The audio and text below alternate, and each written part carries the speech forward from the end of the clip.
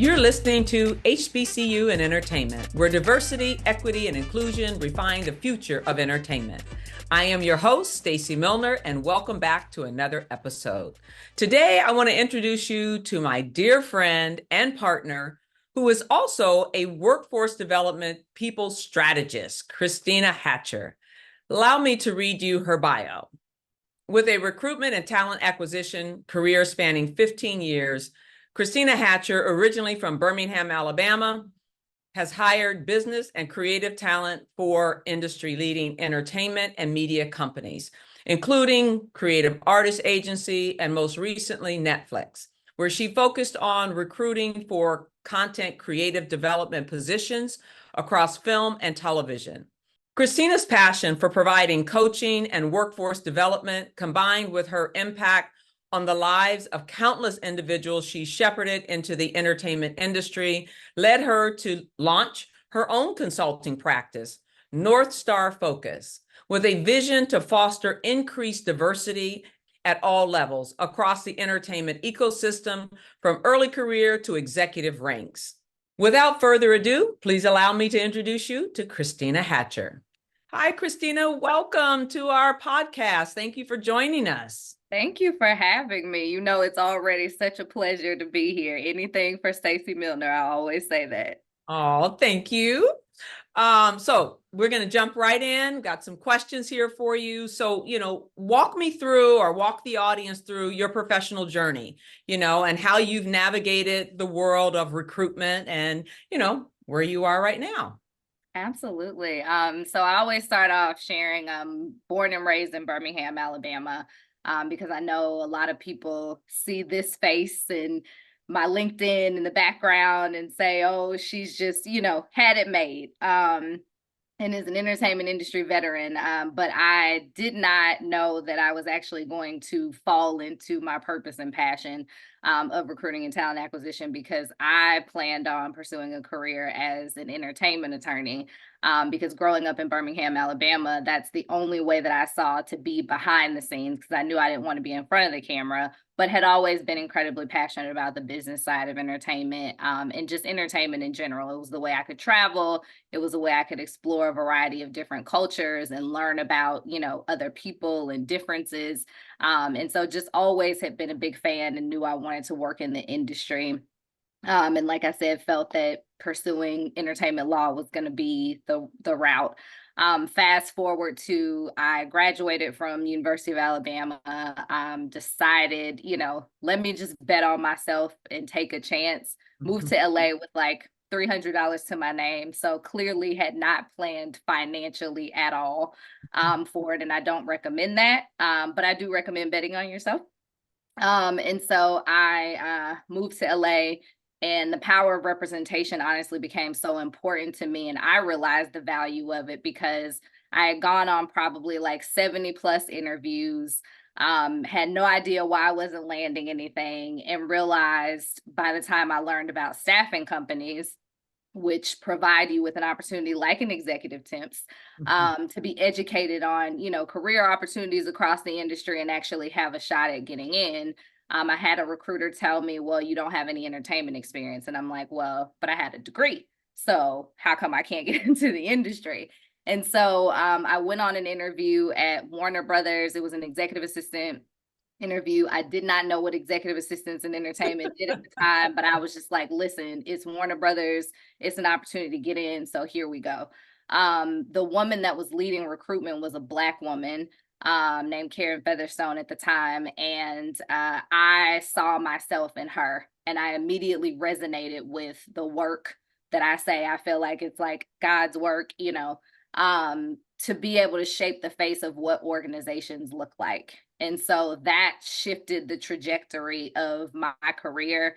And I pursue recruitment and talent acquisition opportunities because I'm like, this is the way, because at my core, I'm passionate about helping people.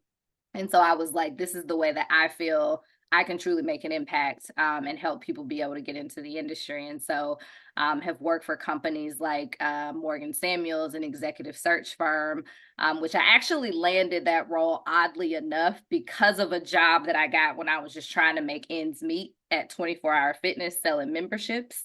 And Wow. like, listen, we're not hiring you because of your recruiting experience from you getting promoted to service manager and hiring for these gyms. We're hiring you because of your sales experience, because you're trying to get gainfully employed individuals who are already making a good amount of money to either relocate, uproot their families, right? Change companies. And so we need someone with good sales experience. So I share that because there are people that are along their journey sometimes don't understand the sacrifices that need to be made and how all the opportunities come together and give you transferable skills that, you know, can help you land what at the time was a dream job for me. And then, you know, from there have worked at companies like Creative Artists Agency. I built out a people and culture function for a company called Acceleration. For Michael Nyman, who came over from PMK and built out his own company. And then have worked at Netflix as well. And, you know, I would say where I have been the most passionate about the work that I was doing is really getting into a company like CAA, being able to usher in, give the roadmap to a lot of individuals of color to say, even if you aren't ready now, here's the roadmap to go get the skills to get ready. Come back to me in 6 or so months and I'm going to get you in. And that happened several times over to the point where that ultimately led to me getting the opportunity at Netflix, because a lot of the individuals that I hired across, like, you know, the industry from an early career standpoint now have populated the industry as creative executives. And they specifically needed someone to help bring in underrepresented development executives. So a winding road, but all the experiences, I figured out a way to create a narrative around them and show companies why those transferable skills mattered. And that, you know, brought me to you and being able to partner with you while I was at CAA and, you know, make sure that CAA put their money where their mouth was and started investing in the program as well. I love it. What a journey, right? And all of those different avenues are all so important. And, you know, it's not linear at all. And, you know, like I'm always telling people, just enjoy the journey, right? Mm-hmm. You don't know what you don't know, and you don't know where things are going to end up. You know, you don't know Absolutely. what opportunity or who you're going to meet that's going to connect an opportunity for you to find yourself on a path that you want to be on. But everything you learn along the way, I always say, is just another weapon to put into your arsenal. And Absolutely. it's always great. So now, as Absolutely. a workforce development strategist, what are some of the challenges you see people face when breaking into the entertainment industry in particular, and how do you prepare or position them to overcome, you know, those barriers that they're clearly going to face?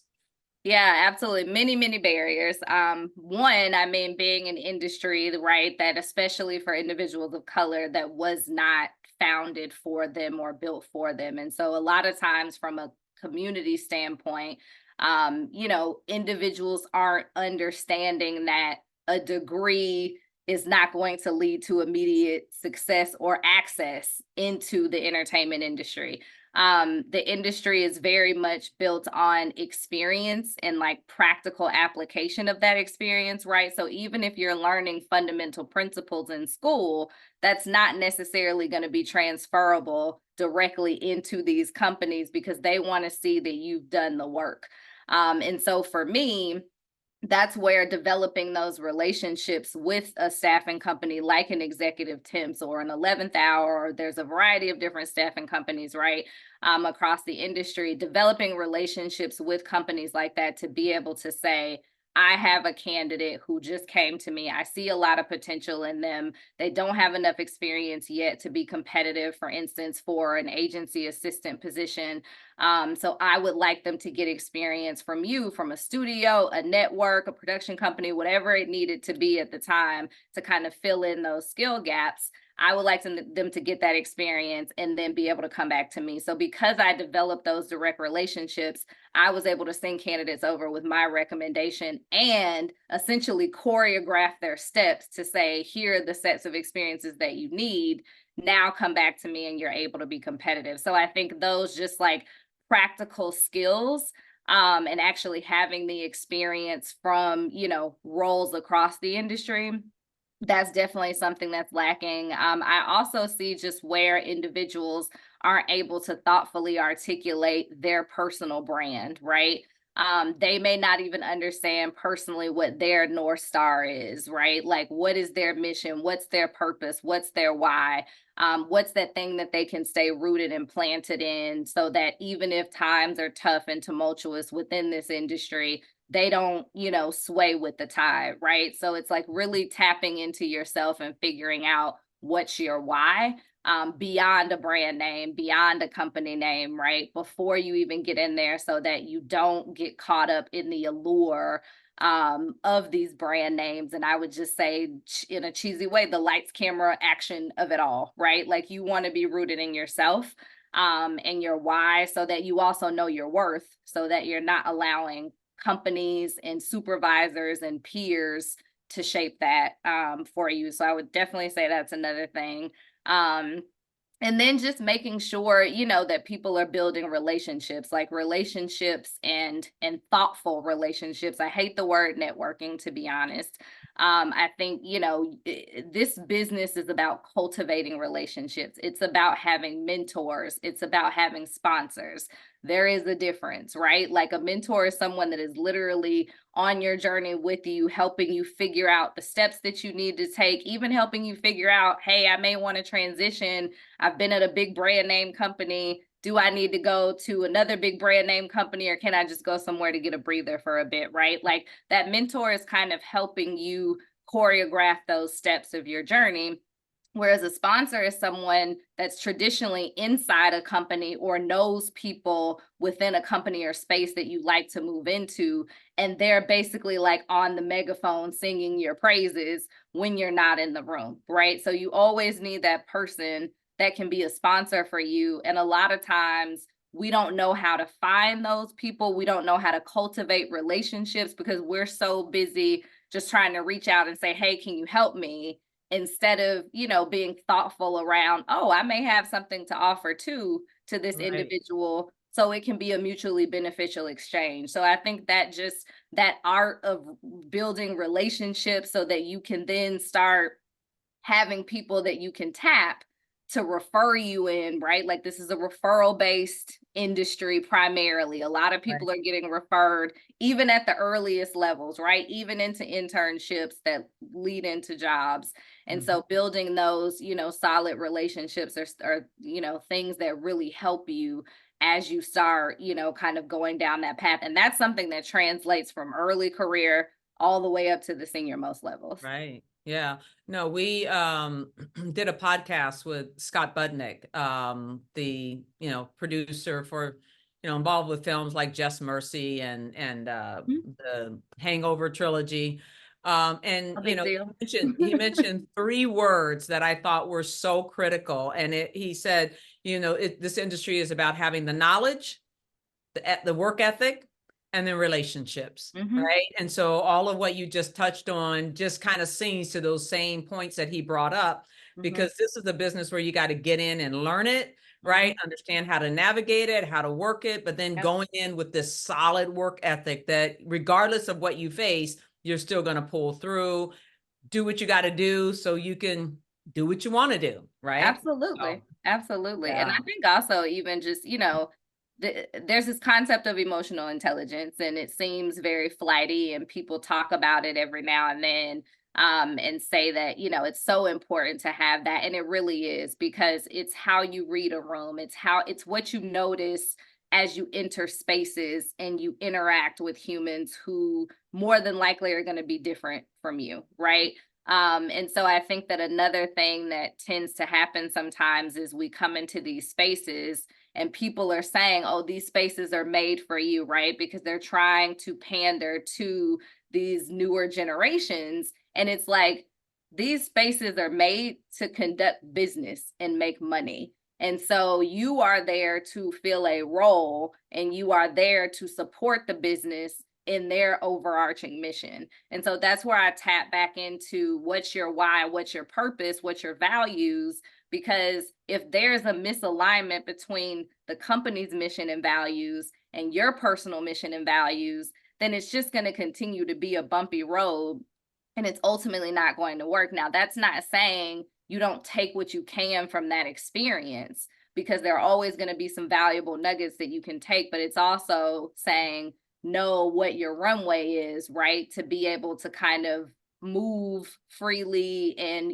thrive in these spaces, as opposed to letting the space overtake you again just because of the brand name and things of that nature. And so Mhm. that emotional intelligence, capability is just so important, to not take things personally. I think, that's another thing where, Right. especially earlier in your career, you're looking for a lot of validation. You're looking for someone to tell you that you're doing everything right and that you're great and you're showing up every day and you're almost perfect, right? Like that's what a lot of early career talent is looking for. And at the end of the day, you got the opportunity, you deserve to be there, you're getting clarity on your responsibilities, right? And as long as you're doing what you need to be doing to fulfill those responsibilities, then you can stay rooted in that. But you can Mhm. also take control of those conversations at time and seek out feedback, because that even sometimes makes it a bit easier for supervisors to give feedback, especially to individuals who are different from Right. them.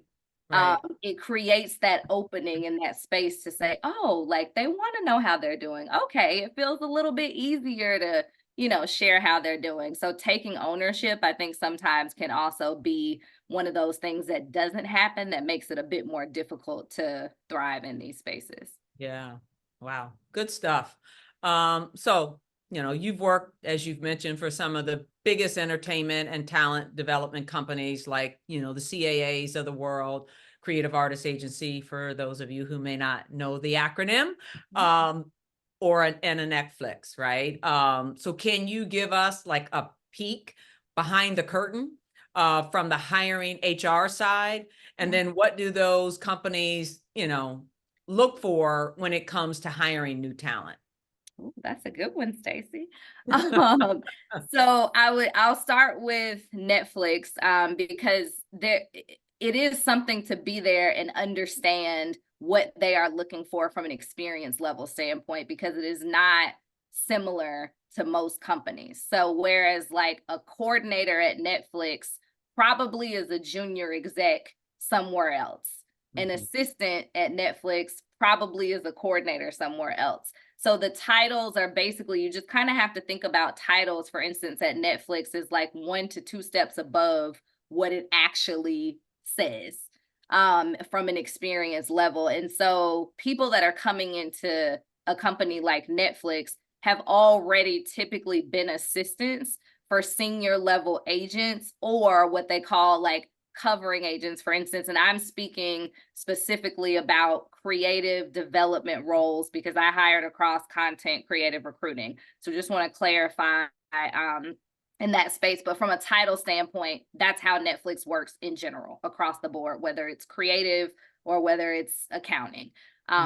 Levels are, again, like 1 to 2 steps above what you actually see.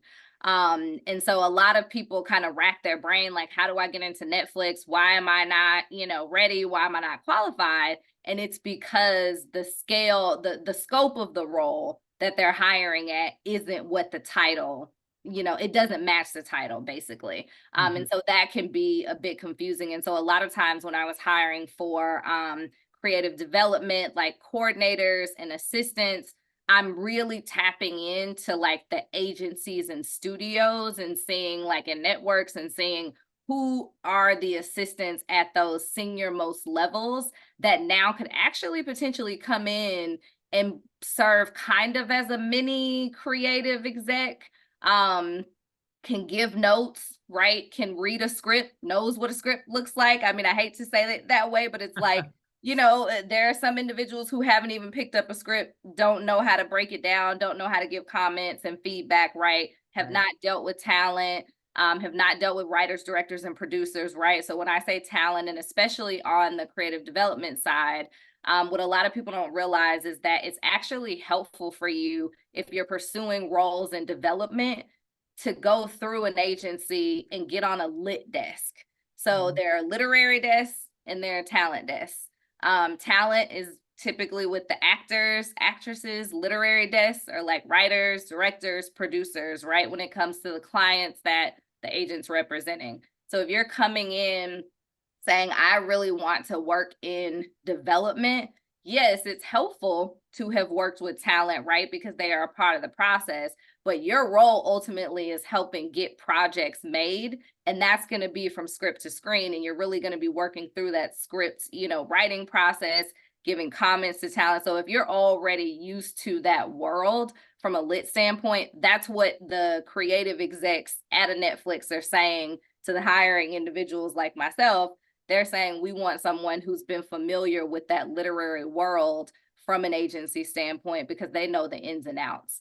And so that's Can I stick a pin in there because I love this conversation. Tell me why, because I know that, particularly speaking to the HBCU community, right, that we're speaking to and our audience in general, why is there such value in the industry for people having gone through the agency world? Like, what is that, right? And because that takes a different type of temperament and personality, right, to be able to weather the storm of the agency world. But absolutely. Why is there such value there on that? Yeah, no, that's a great question. And I want to be clear too that studios and networks absolutely also have value.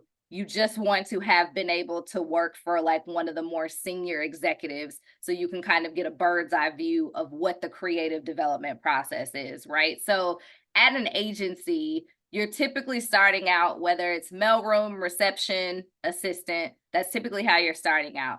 You get a bird's eye view of what the creative process is when it comes to representing talent, representing projects, getting projects greenlit, right? Like, yes, those things are happening at studios, but the agents are dealing with basically all pieces of talent, whether it's the executives, whether it is the writers, directors, producers, whether it's the actors and actresses, right? Like, there are a lot of agents that deal with a variety of different individuals. And so you're getting to see all sides. They're dealing with business affairs and legal. So basically, it really gives you an opportunity to understand all facets of the creative development process as well as the business of representation so that you can not only understand how to get a project made, but how to shepherd talent through those projects, how talent gets attached to projects, how you even have a conversation with talent, how you share that they didn't get a role, right? How you market them for other opportunities. So it's that it basically gives you the opportunity also to develop relationships and be on the front lines of information gathering because information is currency. And so if you just try to jump into a role like a Netflix or even a more senior role at a studio or network, you haven't really had time to cultivate relationships across the board. And that's with your peers. And that's something else that I want to emphasize is that a lot of individuals that you're seeing, I just saw CAA recently promoted several individuals right before the holidays. There are a lot of agencies that are, doing promotions and things of that nature. That's because all these individuals know how to leverage their networks. They've worked for agents and executives that have been mentors and sponsors to them. And so they're learning from the people that are doing the work. And so they also know how to use information as currency. They're making sure that their boss has access to scripts and projects and knows who's potentially being attached to certain projects before even sometimes the boss does, which is insane. Wow. So it's like the level of access that you get and the opportunity to build relationships and just really understanding the ecosystem of what it is to represent talent. And when I say talent, I just include everyone in that. Understanding the business of representation allows you to then have that experience to go into a Netflix and understand all parts of the process, even up to green lighting. And so Wow. that's where it's just so important. And that's why I always talk about just script to screen, because there are a variety of different steps that are in between that you want to kind of learn those fundamentals before you're thrown into an environment where it's like, okay, here's a script. What do you think? And Mm-hmm. you're like, oh, it's good. It's like, no. It's like a whole process in order to give notes and say Right. whether or not your boss should read something or not. Right. And then, keeping your eye, like, who is the hot talent? Like, Mm-hmm. who's doing what? Who typically, functions in this genre versus that Yeah. one? And like Assistants all are that literally, stuff. yeah, Yeah. assistants are literally asked to come up with lists of like writers, who are potential writers to attach to this project, who are potential directors that you think, like, go through our client list. So especially also that helps because now when you go into a company like a Netflix, you already have access that even some individuals that are there at the senior most levels don't Don't. have insight to, because you've seen the client list, you've Right. seen who's getting attached to what, you've seen what talent gravitates towards what types of projects, and you've been able to curate what those help curate at least what those lists look like. And then I think it also just gives you an opportunity, because you get to, you when you go into these rooms, like I've been in some of the rooms with the agents and executives when they're pitching, it is intense. You're Yeah. literally going in there having to essentially sell to a room of individuals who may not know anything about this project that you're trying to get moving through for your client. You're having to sell them on that, and you hone those skills in that type of an environment before you get to a major studio that's saying, okay, we're spending millions of dollars on this project. Why should we listen to you? Wow. And that's so important. Wonderful. Absolutely. So, what led to you making the decision? You've done all this, you've got all this great knowledge, you're a veteran in this space, right? And so what led to you stepping out to create your own company, North Star Focus? Yeah, well, thank you so much for asking. Honestly, for me, like I said, I basically took a step back once I was at Netflix and said, okay, um, what is my North Star in terms of when did I feel the most passionate about the work that I was doing? I had a really cool role. There was some restructuring that happened. So I went from specifically focusing on creative development execs to recruiting across all of content creative. But I had been recruiting for a while, over 15 years. Had gotten a little burnout, honestly, and, wanted to be thoughtful around, I'm a passionate person, and if I'm not passionate about something, then my 100% is not going to be going into it. Like it's just, who I am. And so I, really took a step back and said, when did you feel the most fulfilled in your career? And it honestly was when I was talking to people who barely had any experience, and I was doing sessions for ECOP and, clients of that nature, and talking to students and really giving them the gems and the roadmap and demystifying the process, right? Of how do you successfully pursue an opportunity into this space? How do you get ready? I would always say I would be doing that, and speaking to students if I wasn't getting paid for it, because it just really lights up my world. It lights up my life. And again, my core purpose is helping others. And so really being able to help someone who is in like an Alabama or, wherever, Tougaloo, Mississippi, right?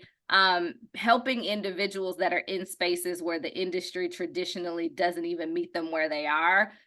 One, understand that there's a place for them, whether it's being an accountant or being a creative development exec, right? Or an attorney, whatever that may be, being able to have that opportunity to educate this next generation of what I say are going to be phenomenal leaders across the industry. That to me is impact. That to me is purpose, and connecting with organizations like yours to be able to facilitate that process and remove barriers, right? Like that for me, just that's my calling card, truly, is like a barrier breaker. And not only just breaking those barriers, but truly equipping the talent for success to not only get into the industry, but sustain success, because those Right. are two different things. You can get in, but there are a lot of people that can flame out. because it is pretty hard. So I just got to a place where I no longer wanted a ceiling on me of the impact that I could make when it comes to early career talent, but even individuals that may be mid-career and saying, hey, like it's time for a pivot, like I'm not as fulfilled. What does that look like, right? So being able to lead from a values-based approach of saying, like, let's just take a step back, even from all the career stuff, to figure out who you are as an individual and what your purpose and what your calling is, and let that lead you. Let that be your North Star. That's why I call it the business North Star focus, is because that North Star helped me figure out what my entry point would be to going into the industry. Some of the best advice I received, and it was actually when I was at CAA, really trying to navigate, was figure out, like, what's your North Star? What's your why?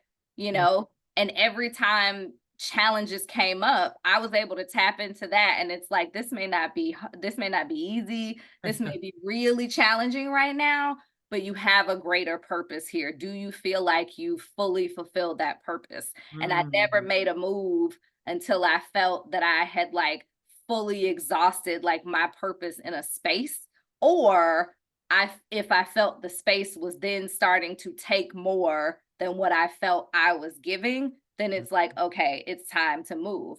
And then from there, it was like my North Star helped me then circle back. It's like, okay, you've recruited the senior most level of executives, and now we're just kind of here, and it's like, okay, we're coasting a bit. What is that thing that's going to light you up and fire you up? And I circle back. So again, it's just that North Star was just really a compass for me, and a guiding light to help me get to the root of my passion. And so I was just like, I have an opportunity because of my experiences to not only, you know, really kind of hone in and help early career talent get into these spaces, but to also be able to take the experience from having the access, from having the knowledge, right? From understanding how these environments work, to be able to then say, okay, I can help come into your companies because I've worked in DEI roles. I created the first DEI role in HR at CAA, and, you know, led sessions called Embracing Our Differences to really kind of help our agents and executives start understanding, you know, diversity isn't a nice to have. You represent clients that are from a variety of different perspectives. So if you don't understand how to connect with them and how to thoughtfully represent them and what types of projects they would like to be in, then that's bad for business. So really being able to help kind of go into these different companies and say, how do we set up spaces so that you can embrace truly individuals across differences, and they can shine, and they can truly show up, you know, and bring their best gifts. So for me, it just got to a place where I had to stop running from entrepreneurship and realize that there were additional gifts inside of me that I would not be able to fully capitalize on if I didn't, you know, just step out and start take that risk and step out and follow your North Star. Absolutely. Absolutely. I love it. Well, you know, we have had the privilege of witnessing your expertise firsthand since you've led, you know, some of our amazing career forums and workshops with HBCU in LA. And so, you know, we truly feel gifted to have you a part of our team. I know you've gone through your first, you know, selection process with us. And then just having the opportunity to be out on the road this past fall, you know, how important is mentorship to you and, you know, this particular work? And then I'm going to button it with, because I think we only have a few minutes left. At the end of that answer, I would love for you to talk to students about, you know, when they're looking to land a career in this industry, what advice or wisdom would you give to them? But I'm going to back you up, then go back to the other side, and then come back and answer that one. Okay, sounds good. Mentorship is everything. I will say I unfortunately didn't have a mentor earlier in my career, but it became very key for me when I was shifting from CAA to figure out what my next steps were. I had been there over 6 years. Again, you already spoke about just the challenging environments that agencies can be. I had a lot of impact there. in the form of individuals that now come up to me at different events and are like, Kristena, I wouldn't be here if it wasn't for you. I'm a manager. I'm now here with my client pitching to Bella at Netflix, right? Like just lots of it. That's impact for me when people actually are able to, realize their dreams. And I got to a place where I'm like, I was kind of attached to the brand and the loyalty of being there for my people. And there weren't a lot of people that looked like me on the inside. So I felt a personal responsibility to be there. My mentor at the time, I literally just like asked the universe. I was like, all right, like I know that I need some help. I know that I need someone that has more experience just in general in life than I do to help me figure out what these next steps look like. Best advice at the time was, she said, and this is actually like Karen Williams that Leonard mentioned the other day. All right. Yes. So I met her back when she was at MLT. Also passionate about, lots of early career initiatives. And so she said, listen, you just need a lily pad. You need a space where you can go remember who you are. You can work for supportive leaders and you can have impact. And, acceleration came calling. It was the first, like, they said HR. I was like, listen, HR has a negative connotation. If we can call this people and culture, that's great. She also said, ask for a VP title. They had a director title at the time. So it's like, that's where mentorship is super important, because for me, I was fine with the director title, but she's like, you're going to go lead HR for a company that's acquiring others. You need a VP title. So just ask for it. So mentors really help you step outside of yourself and your barriers and things that may be blocking you from achieving your greatest success, and being represented in the best light. And they're able to help kind of provide some of that choreography and those insights, right? I can do it for other people, but at times you can get in your own way, even when you're trying not to. And so that's why that mentorship was super important to me, because it gave me the space to get into an environment also that could help build me back up, so that I then could go into a company like a Netflix and be very, strong-willed and minded. And again, kind of let the system reboot a bit before I go back to essentially, the front lines. And that's very important for a place like Netflix, because you can't go in there not knowing who you are. And they actually want people who are incredibly vocal and are comfortable sharing their thoughts and their opinions. It's definitely not the place where it's like, oh, you just kind of sit back and wait on someone to come to you. So I felt that mentorship was so critical at that point in my life. And I feel like I've been able to be a mentor for a lot of early career individuals to really say, listen, I've already blazed this trail. You don't even have to make it hard for yourself. Here are the keys. Now go execute. So it's just, so incredible. And we're fortunate to have you to be able to guide this next cohort through the process. And that's a part of, obviously the heart of what I do, why we do what we do. We're not just throwing people in, we're equipping them, and we're bringing folks along like yourself with expertise and knowledge and passion to do it. It's not just a gig. It's like, this is what I want to do. And so I can't wait for our cohort, our next cohort, to be able to experience you. And then obviously I know our alumni will get in on some of that as well. But to close us out, like, what advice would you give to those, that are looking to launch a career in this business, from your years of experience, but just, they're bright-eyed, they're bushy-tailed, like what advice or wisdom would you give to them? Yeah, absolutely. One, I would reiterate, know your worth.